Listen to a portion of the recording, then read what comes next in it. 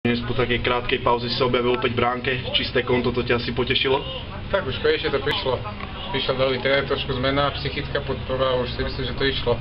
No ten zápas nebol až taký pre brankára ťažký, boli väčšie strely z diaľky, mužstvo dobre bradilo, dali sme góly, tak konečne verím, že sa prebudíme a to pôjde tak ďalej.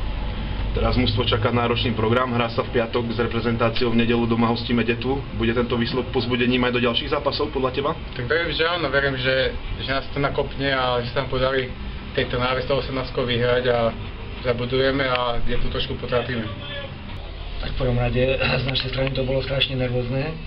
Od úvodných minút chcem vyzvihnúť výkon Matúša Palka a streleckú disponovanosť Zdera Poliačka. Myslím si, že tí dvaja sa zaslúžili najviac do dnešného víťazstva, ostatní sa samozrejme snažili pripojiť, ale tí dvaja vyčnevali. Zápas bol trošku taký dosť, ako sa môže